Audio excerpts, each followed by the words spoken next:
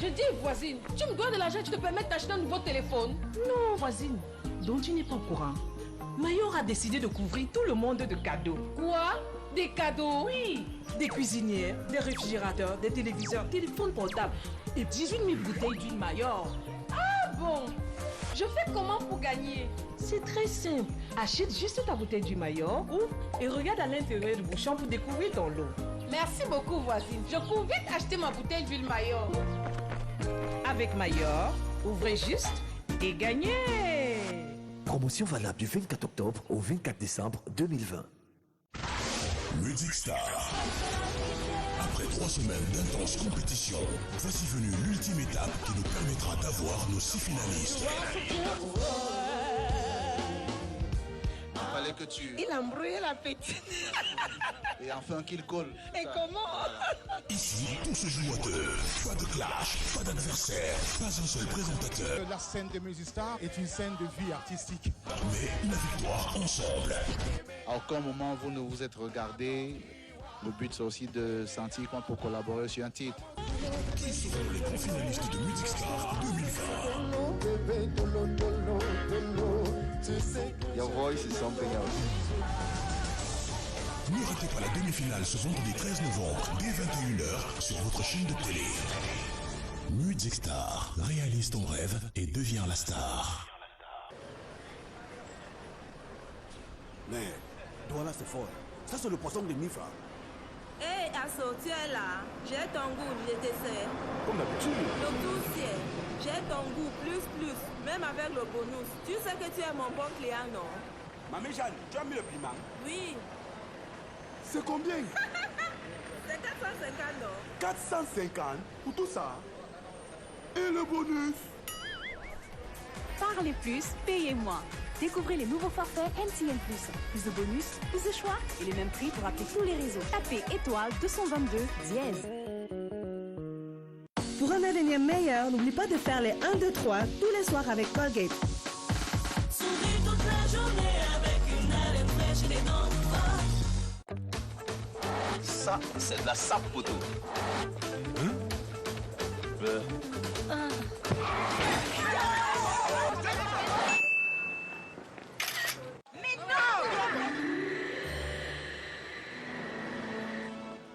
Un selfie, c'est bien, mais un constat, c'est mieux. Sam Assurance remorque votre véhicule et vous prête un véhicule.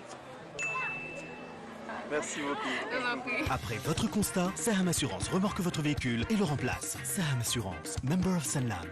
Nido Forte Croissance contient des protéines, du calcium et de la vitamine D pour la croissance, des vitamines A et C pour l'immunité, du fer et des vitamines B pour l'apprentissage.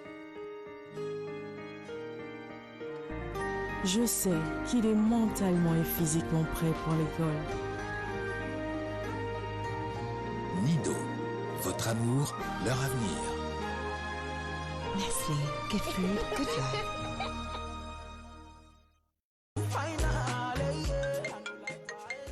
Salut maman, comment tu vas? Bien mon fils. Et toi, ça va? Je vais bien maman. Mon chéri, tu ne m'as pas envoyé l'argent comme promis. Je suis vraiment désolé maman, je le ferai aujourd'hui. Envoie-le maintenant avant d'oublier encore.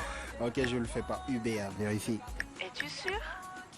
Oui, j'ai aussi payé ton abonnement et je t'envoie du crédit pour ce long appel que tu passes maintenant. Oh, merci mon fils. Que Dieu te bénisse. D'accord maman, je t'aime beaucoup, hein? Je te rappellerai plus tard.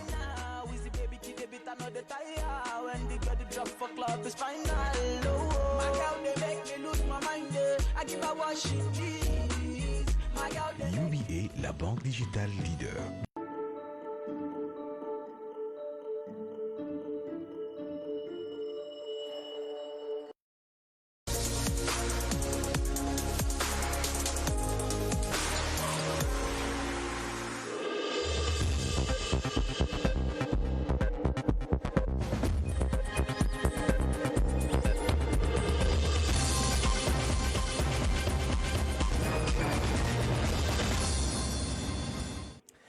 Mesdames, Messieurs, bonsoir. Veuillez nous pardonner ce léger retard au démarrage du journal. Voici les titres. Carton rouge contre la violence et les tueries. Trop, c'est trop. Le cri d'alarme du président de l'Assemblée nationale ce jeudi à l'ouverture de la session budgétaire. Vous entendrez ce même son de cloche au Sénat en tête de ce journal.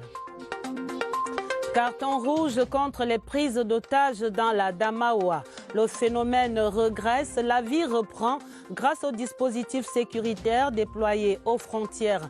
Évaluation sur place, ce sera le dossier des régions ce jeudi. Et puis carton plein pour le Cameroun. Les Lions indomptables l'emportent par 4 buts contre 1 face au Mozambique. Un match aller des éliminatoires CAN 2022 à Douala. Nous referons le match pour le plaisir vers la fin du journal. Voilà pour les titres. Développement après ce message.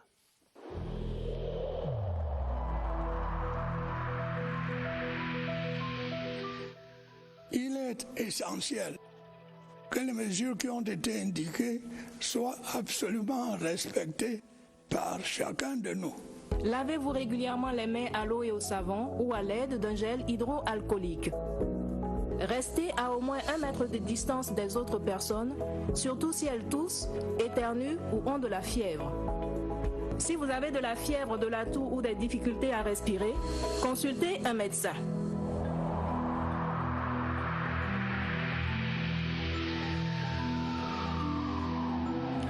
Enough is enough. Trop, c'est trop, en français et en anglais. Le ras-le-bol de l'Assemblée nationale contre les tueries exprimé ce jeudi par le président Kavayi Djibril à l'ouverture de la session budgétaire.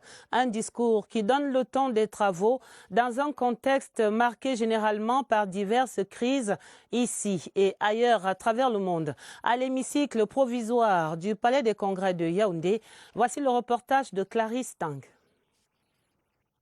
L'ambiance à l'Assemblée nationale était aux chaleureuses retrouvailles, à des échanges de civilité et autres formalités avant les travaux. Les élus de la 10e législature pouvaient alors prendre place au sein de l'hémicycle où le banc du gouvernement affichait complet sous la conduite du Premier ministre Joseph John Gouté. Faisant fi des usages, le très honorable Kavayi Djibril a exprimé toute son indignation face aux crimes perpétrés sur des victimes innocentes tombées sous les coups des pseudo-séparatistes pour les condamner fermement et évoquer le décès de 2 députés survenus pendant l'intercession. 1 minute de silence a été observée en leur mémoire. Le très honorable Kavayi Djibril indiquera alors que les délibérations de la Chambre pour le compte de la 3e session ordinaire de l'année s'ouvrent dans un contexte marqué par diverses crises au Cameroun et dans le monde. Crise sanitaire, crise environnementale, crise économique et crise sécuritaire. Et de saisir l'occasion pour exprimer toute sa gratitude ainsi que celle des populations sinistrées dans les régions du littoral et de l'extrême nord du fait des inondations au couple présidentiel. Le chef de chambre salue par ailleurs le plan de riposte mis en place par le gouvernement pour lutter efficacement contre le coronavirus, une pandémie qui continue d'impacter négativement les économies. Face à toutes ces crises, soulignera le très honorable Kavayi Djibril, pour s'en réjouir, le Cameroun ploie sans rompre et apparaît désormais comme un modèle de résilience. Les sénateurs appellent également à faire bloc derrière le président Paul Biya pour barrer la voie aux adeptes de la sécession. Des mots entendus cet après-midi de la bouche du premier vice-président Aboubakari Abdoulaye. Autre indication pour les attentes des sénateurs en cette session que le projet de loi de finances 2021 crée donc des conditions d'une relance économique inclusive. Mathieu Kemgo au Palais des Congrès. 1 minute de silence en mémoire des jeunes victimes du massacre de Koumba. La 3e session ordinaire de l'année 2020 s'est ouverte au Sénat sous une note triste. Le premier vice-président de l'Auguste Chambre condamne les auteurs de ces crimes et appelle à l'union sacrée. J'invite donc tous nos compatriotes à faire bloc pour faire échec aux manœuvres de tous ceux qui cherchent à nous diviser en tant que nation et peuple, unis et solidaires, et de rechercher en toutes circonstances ce qui contribuera à la paix et à l'unité. Tout aussi meurtri, les sénateurs demandent la fermeté face aux tentatives de division du Cameroun. Il faudrait que ce genre d'atrocité cesse pour que notre pays continue sa marche vers l'avant. Les sénateurs, derrière le président Paul Biya, demandent au gouvernement de réagir d'une manière forte pour que ce genre de choses ne se passe plus. Ils espèrent que la loi de finances 2021, menu principal de cette session, prenne en compte cette actualité pour une meilleure relance économique. Notre budget aujourd'hui, avec la décentralisation, nous voulons que les nouveaux élus qui sont dans nos régions puissent être une force de proposition. En présence du Premier ministre chef du gouvernement et d'autres personnalités de la République, le premier vice-président du Sénat a félicité le gouvernement pour les mesures prises contre le Covid-19. Il a également salué la tenue prochaine des élections régionales qui permettront à la décentralisation de connaître une avancée décisive. Et on voit bien que tout au long de cette session, sénateurs et députés garderont tous un œil et des oreilles vers Elecam au sujet des préparatifs de l'élection des conseillers régionaux du 6 décembre 2020. Et à ce sujet, le directeur général des élections a l'honneur d'informer les membres du collège des conseillers municipaux et celui des chefs traditionnels que les cartes électorales sont disponibles et peuvent être retirées auprès des agences départementales d'Elections Cameroun de leur ressort territorial à partir de ce prochain lundi 16 novembre 2020. Le communiqué est signé de Eric Essoussé, le directeur général des élections. La nécrologie dans le 20h30 et regrets éternels pour une matriarche, Madame Régine Ngonda, épouse Bidjan, sœur aînée du chef de l'État, son Excellence Paul Biya, décédée le 30 octobre dernier, a entamé son ultime voyage ce jeudi à travers la cérémonie pontificale de mise en bière à la morgue de l'hôpital général de Yaoundé, une cérémonie présidée par l'archevêque métropolitain Monseigneur Jean Barga, et c'était en présence du couple présidentiel Paul et Chantal Biya. Des moments de grande douleur que la famille de la défunte a su affronter avec courage et dignité. Yves-Marc Mozo. Le cœur serré, le visage ferme, le président de la République Paul Biya descend de voiture à la morgue de l'hôpital général de Yaoundé pour prendre part à la cérémonie de mise en bière et de levée de corps de sa défunte sœur aînée, la matriarche Régine Ngonda, épouse Bidjan, décédée le 30 octobre dernier. À ses côtés, la première dame Chantal Biya. Accueillie à son arrivée par un collège d'hommes d'église en tête desquels se trouve l'archevêque métropolitain de Yaoundé, Monseigneur Jean Barga, le président Biya commence par se recueillir devant la dépouille de la défunte avant de rejoindre le reste de l'assistance. Malgré la douleur fort compréhensible qui habite la famille présidentielle en ces moments de grande affliction, c'est avec courage et dignité qu'elle affronte ces moments de séparation. Au terme d'une vie pleine de 92 ans, durant laquelle elle a pu gratifier sa famille nucléaire et pas seulement, de sa sollicitude aimante et de son sens élevé du sacrifice, la matriarche Régine Ngonda entreprend son voyage pour l'éternité. Un voyage qui voit s'ouvrir pour elle une nouvelle étape, une nouvelle porte, la porte de la vie, dans l'au-delà.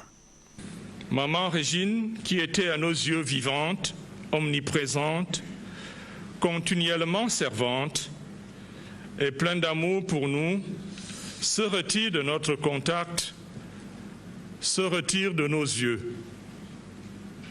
Elle achève sa vie portée par un sens élevé de l'amour et de la communion humaine et familiale.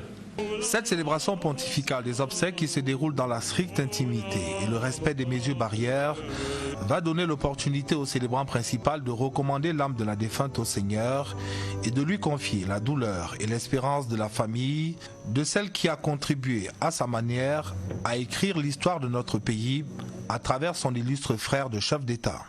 Maman Régine a accompagné à son niveau le destin de notre pays à travers celui qui l'incarne, notre président et chef de l'État.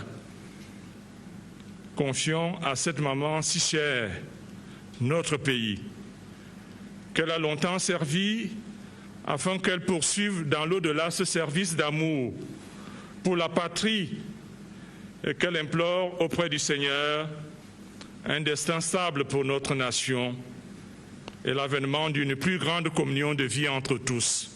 Avec la ferme conviction que les âmes des justes sont dans la main de Dieu, Monseigneur l'archevêque va bénir une ultime fois la dépouille et l'assistance, refermant ainsi l'acte 1 du grand voyage de la matriarche pour l'éternité. Présent d'un bout à l'autre de l'office religieux, le couple présidentiel va assister en silence au départ de la dépouille pour Mengon dans le sud, avant son inhumation ce vendredi 13 novembre 2020 en Wameka.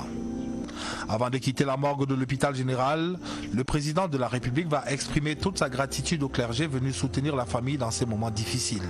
Personnellement au cœur de l'organisation, Paul Biya va par ailleurs donner des directives au ministre directeur du cabinet civil afin que la défunte ait droit à des obsèques dignes de sa longue vie et de ses accomplissements.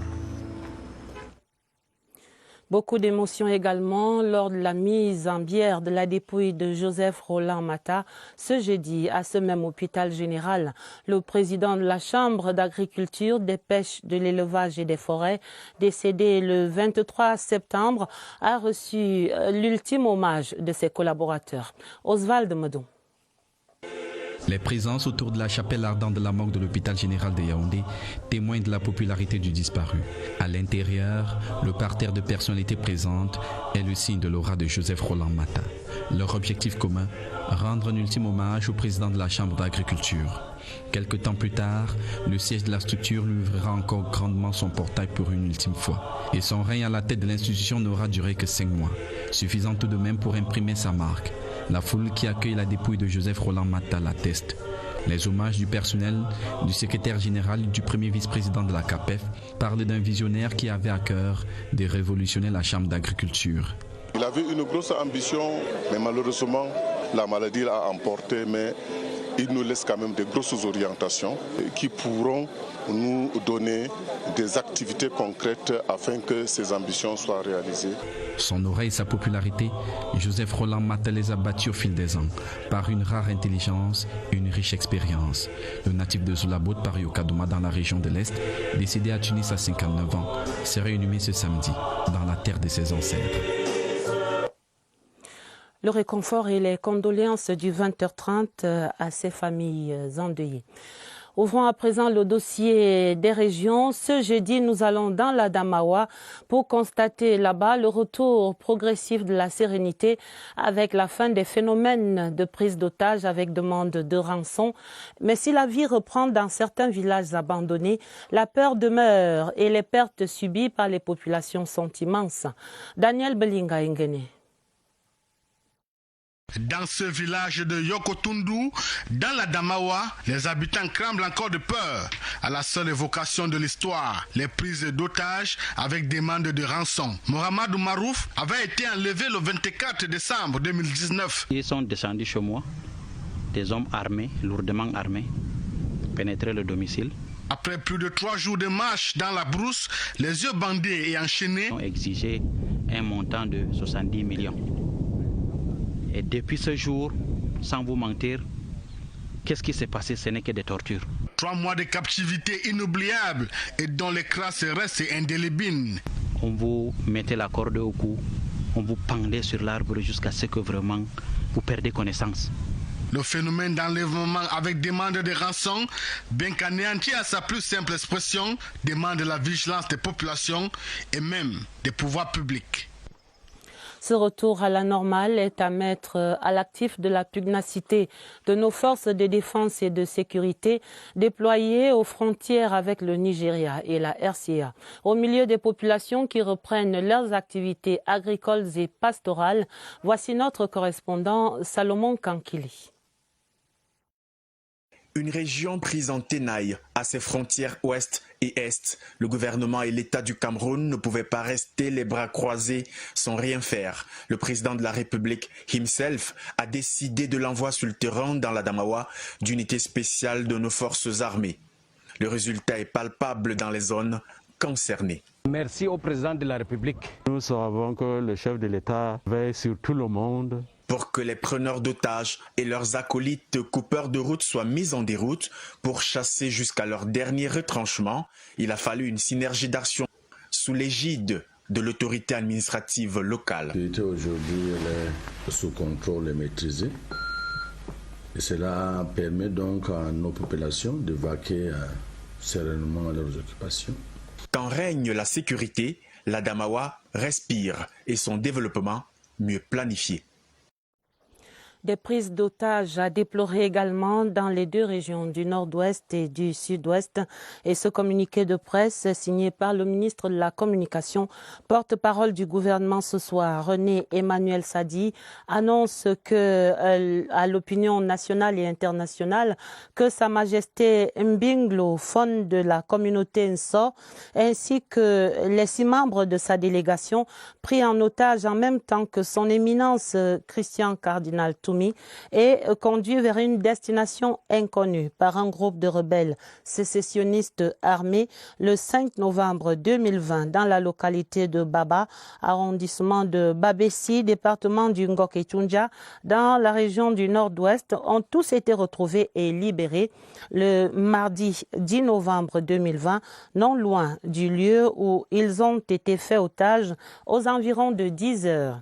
Face à la recrudescence de ces actes terroristes perpétrés par des rebelles sécessionnistes, le ministre de la Communication exprime de nouveau la réprobation totale de la nation tout entière et réaffirme une fois de plus la ferme détermination du président de la République, son Excellence Paul Biya, et du gouvernement de la République à poursuivre sans relâche la mise en œuvre des diverses initiatives entreprises en vue d'un retour à la paix et à la vie normale dans les deux régions du nord-ouest et du sud-ouest. On parlait de la régionalisation institutionnelle au Cameroun ce jeudi. Les universitaires s'approprient à présent la nouvelle donne, sujet débattu lors des grandes conférences publiques à l'université de Yaoundé de Soa. Et c'était entre les professeurs d'université et les étudiants. La synthèse de ces débats avec Agnès Solange Abessolo.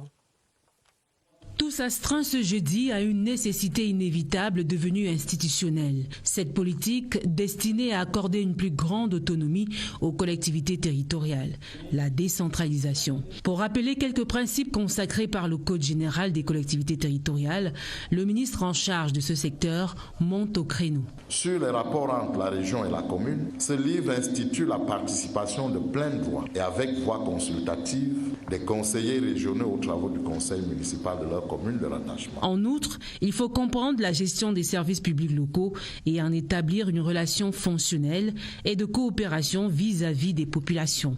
Pour certaines compétences, lorsqu'elles sont gérées à la fois par la commune et par la région, il est important pour une meilleure cohérence que l'on confie à la région le rôle d'impulsion. Des principes et idéologies dessinés pour l'instant en pointillés dans l'économie générale du Code des collectivités territoriales décentralisées. Dans le panier de la ménagère, les œufs valent de l'or depuis 3 semaines maintenant. L'alvéole est passé de 1700 maximum à parfois 2700 francs CFA. La production des œufs subit encore les affres de la grippe aviaire de 2016 et les restrictions du Covid-19 en cours. Heureusement, on pressent déjà une décote sur les marchés cette semaine. Voyons cela avec Barbara Padjama, en ménagère un peu dépitée. Au lieu d'une omelette, c'est le prix qui gonfle dans les assiettes. Il faut compter 200 francs CFA pour un plat comme ceci, le double du coût normal. L'éclatement des œufs sur le marché éclabousse en premier les petits revendeurs et les semi-grossistes. C'est plus cher. Les fermiers nous disent qu'on a dû balayer les anciens ponts. Ils revendent entre 2200 francs et 2500 francs un damier d'œufs, sans réellement savoir pourquoi. Mais les producteurs, eux, le savent. La grippe aviaire de 2016 a permis à ce que les éleveurs liquident tout ce qu'ils avaient comme poulet. Et puis, il n'y a rien qui a été fait pour compenser ce vide. La Covid, où toutes les frontières étaient fermées. Et là, je tiens à rappeler que les intrants et les œufs qui font des poulets sont importés. Du coup, rien n'entrait. Ces deux attaquants entrés dans le poulailler ont laissé beaucoup de plumes. La reconversion des fermiers a réduit l'offre et augmenté la demande. Dès cette semaine, la clientèle peut envisager casser les œufs au menu. Le prix va sans cesse décroissant. Les prix de lundi qui étaient à 1900 sont passés mercredi à 1800 et jeudi à 1700. On peut déjà penser que d'ici 1-2 semaines, le prix de l'œuf retrouve sa stabilité. Le retour de la bonne balance va reconstituer la chaîne des jongleurs d'œufs qui désertaient déjà les lieux. Partenariat dans la formation diplomatique, l'IRIC, l'Institut des relations internationales du Cameroun et le ministère congolais des Affaires étrangères viennent de signer une convention pour la formation et le recyclage du personnel diplomatique. Voici l'intérêt de l'accord scellé à Brazzaville dans ce reportage de Séverin Alégambélé. L'expertise de l'Institut des relations internationales du Cameroun. Naturellement, son expérience et ses compétences s'affinent avec le temps. L'IRIC vient de signer avec le ministère des Affaires étrangères, la coopération et les Congolais de l'étranger, une convention de partenariat dans le domaine de la formation, du recyclage et du perfectionnement des personnels diplomatiques de la République du Congo. Nous retenons que les agents congolais sont exemptés de l'épreuve de concours d'entrée à l'IRIC, qu'ils bénéficient du privilège de la résidence sur le campus de l'IRIC et de toutes les commodités. L'IRIC, qui est un institut diplomatique à vocation académique, se trouve ainsi au cœur de la formation diplomatique, au métier de l'international. La vision qui est la nôtre ici, au niveau du département, c'est qu'en même temps que nous nouons des partenariats avec les instituts, nous faisons en sorte que une collaboration, peut-être des partenariats aussi se nouent. Au final, c'est une passerelle qui s'est mise en place pour une coopération fructueuse entre le Cameroun et le Congo à l'heure de la promotion du multilatéralisme. Et dans ce champ des formations, parlons à présent de cette appropriation tous azimuts du numérique. Des centaines de jeunes recevaient récemment des attestations de fin d'initiation au TIC. C'est dans le cadre de l'opération MIGEF 2035. Une cérémonie en 2 étapes. D'abord Maroua dans l'extrême nord et puis Mfou dans le centre. À la manette, on retrouve le représentant résident de l'IAI, Armand Claude Abanda. La synthèse de Michel Renaud au Hanja. Grâce à l'IAI, les jeunes de Maroua ont pu recevoir une solide formation dans les TIC. La cérémonie de remise de parchemins aux différents lauréats du chef-lieu de l'extrême nord a permis à Armand Claude Abanda, représentant résident de l'IAI, de saluer la volonté des apprenants, des élites ainsi que les pouvoirs publics qui ont joué un rôle important pour cette formation. Pour atteindre la meilleure altitude, il ne faut pas seulement avoir de bonnes aptitudes, il faut aussi avoir de bonnes attitudes, pourvu que cela soit une habitude et que cela se fasse en toute quiétude. Du côté d'Mfou, dans la région du centre, 50 apprenants formés également ont reçu des attestations dans le cadre du projet MIGEF 2035. Comme dans nombreuses régions, le représentant résident de l'IAI a reçu l'onction des dignités traditionnelles. Nous avons ici une entreprise de mécanique auto qui forme ses apprenants, son personnel, à l'utilisation d'outils informatiques. Le périple va se poursuivre à l'ouest et dans la région de l'Est où près de 5000 lauréats recevront également leurs attestations. En santé, l'ONG Pediatric Adolescent Treatment Africa, qui s'occupe de la prise en charge des enfants et des adolescents atteints par le VIH-Sida, tient une réflexion à Yaoundé depuis hier mercredi. Il s'agit d'envisager des stratégies plus efficaces pour l'éradication du sida chez ces enfants. Salomé Nsama Oona, stagiaire. Les chiffres de l'ONU-SIDA établissent que 40 000 enfants de moins de 15 ans et 31 000 adolescents âgés entre 15 et 19 ans sont infectés par le VIH-SIDA au Cameroun. Actif pour l'éradication de la maladie dans ces tranches d'âge, l'association humanitaire Pediatric Adolescent Treatment Africa, service de santé de la Convention baptiste du Cameroun, a vu ses activités paralysées à cause de la pandémie à coronavirus. Le peu de ressources que nous avions était quelque peu dévié. Pour la lutte contre le Covid, nous apportons l'appui technique en termes de diagnostic du VIH, en termes de prescription des traitements. Un travail réalisé avec le soutien du ministère de la Santé publique. Les questions pour nous d'adapter de nouvelles méthodes de dispensation des médicaments des ARV afin de maintenir tous ces jeunes-là sous traitement. La rencontre de Yaoundé se déroule également par visioconférence. Elle regroupe plus de 150 participants de divers pays dans le monde.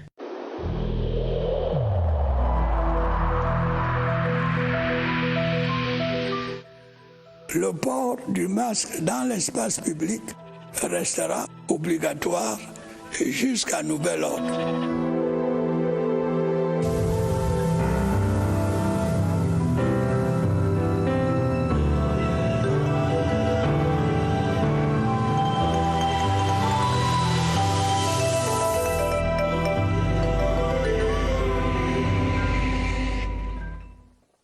Notre point quotidien sur l'état de la pandémie au Cameroun avec un rappel vital ce soir, les normes pour un bon lavage des mains. C'est avec des spécialistes qui sont déjà en compagnie de Évariste Eyenga, notre reporter. Tous nous attendent au centre des opérations des urgences de santé publique. Comment convient-il donc de se laver les mains? Réponse avec vous, messieurs. Bonsoir. Bonsoir. Le 12 novembre est journée mondiale du lavage des mains. Faut-il rappeler le rôle important du lavage des mains dans le dispositif de prévention du coronavirus Covid-19? Nous recevons ce soir pour en parler Kamsouloum Eladji Hachimi. Il est sous-directeur hygiène et assainissement au ministère de la Santé publique. Bonsoir. Bonsoir, M. Evariste. Merci d'avoir accepté notre invitation. Dites, quels sont les risques liés au lavage des mains ou non globalement concernant la santé? Merci. Les risques sur le lavage des mains visent à mettre une barrière sur la transmission des germes et des maladies diarrhéiques hydriques. Le plus connu, c'est le choléra et la diarrhée. Voilà. Et puis il y a des mesures gouvernementales concernant le lavage des mains pour la prévention des maladies, le coronavirus Covid-19 avec. Le lavage des mains, c'est un geste simple mais qui sauve beaucoup de vies. Tout le monde utilise la main, mais la main doit être utilisée dans les conditions strictes sanitaires. C'est-à-dire, l'eau qu'on doit prendre pour laver les mains, il faut que ce soit l'eau potable. Et le savon, c'est vrai, on peut utiliser n'importe quel savon, mais les savons généralement antiseptiques. L'OMS recommande pour un bouchon d'eau de Javel, il faut le mettre dans 20 litres d'eau. Beaucoup de nos compatriotes, ils ne savent pas que laver les mains, il faut les sécher. Parce qu'une main qui n'est pas séchée est une source de propagation des germes de ces maladies. Donc, les actions gouvernementales, avant même l'arrivée du coronavirus, il y en avait un programme de coopération entre le Cameroun et l'UNICEF qui consistait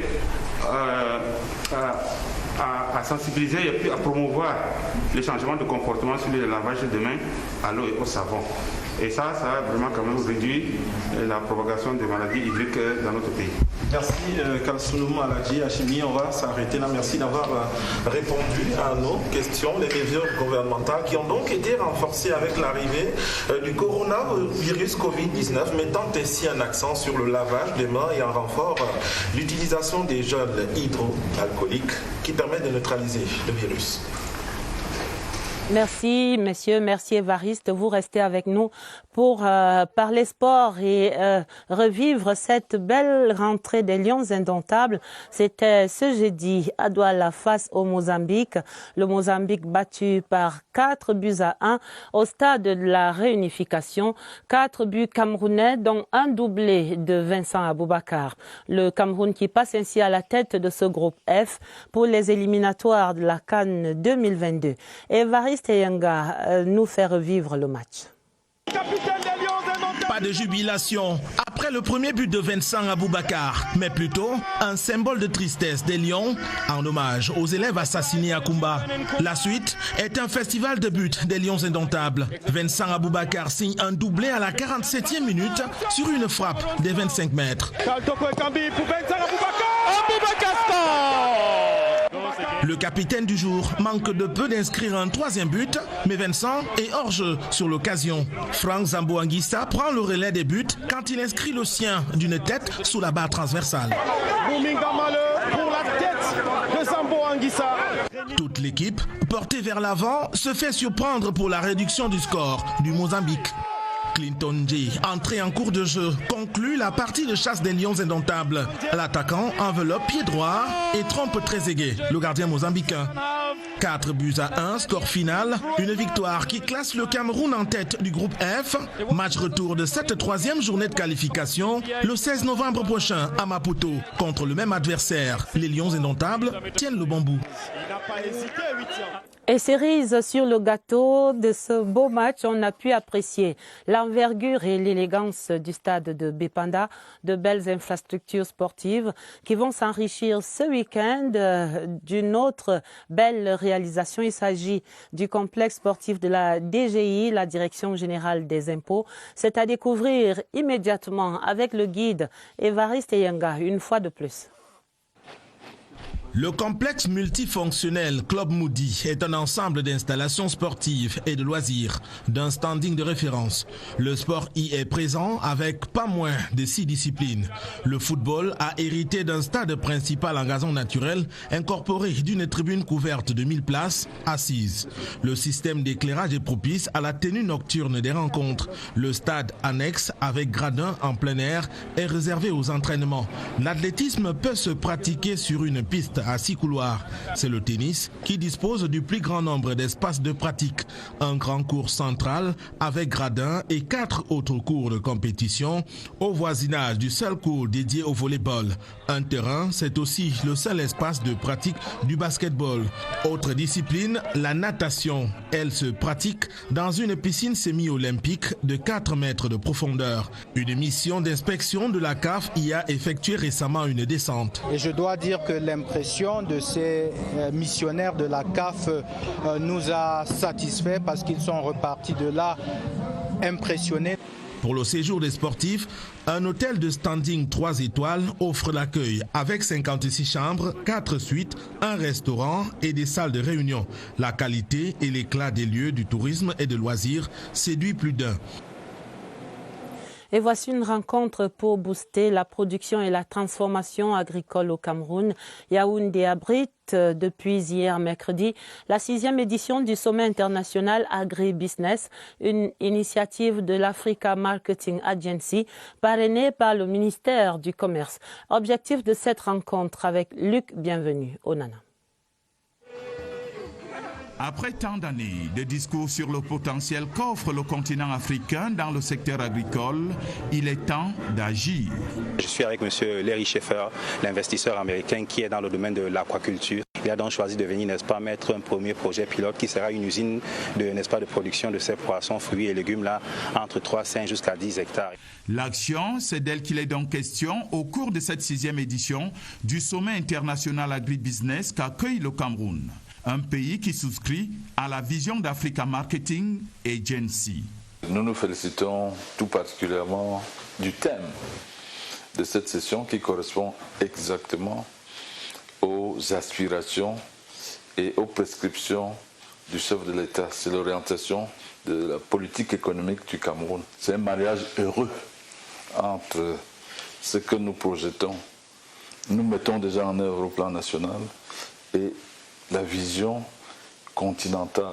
Cela suppose évidemment des capitaux, cela suppose également de la technologie. Les travaux qui s'articulent autour du thème, je cite, « Nourrir l'Afrique à l'horizon 2035 à travers l'agriculture, l'industrie et le commerce sont aussi l'occasion de compter quelques belles réalisations obtenues sur le parcours. » Nous avons un champ d'expérimentation dans le Mongo avec la mairie de Nkonsamba. Nous avons au niveau de l'Afrique, au Burkina Faso, financé un groupe de coopératives agricoles. Pour beaucoup, la connexion du Cameroun au sommet international agribusiness vaut la chandelle. Il est question donc, pour la cellule d'appui et le coordonnateur national que je suis d'expliquer les opportunités disponibles pour tout ce qui concerne ce partenariat qui est ancien. Pour cette 6e édition, l'on compte plus de 50 personnalités qui prennent part aux échanges. Des informations qui mettent un terme à ce 20h30 sur l'agribusiness. Le journal, lui, était préparé avec la collaboration de Evelyne, Elvire, Angéline et Balé et de Augusta Ngononga. Vous aurez un autre journal à minuit et vous serez pour celui-là en compagnie de Dieudonné Zra et de Gilbert Ongeni. Retrouvez une table ronde sur la CEMAC immédiatement après le 20h30. Et pour les éditions du week-end, pour ce journal, vous serez en compagnie de Nicole Doudou à partir de demain. Je vous souhaite d'avance un excellent début de week-end et à lundi 20h30.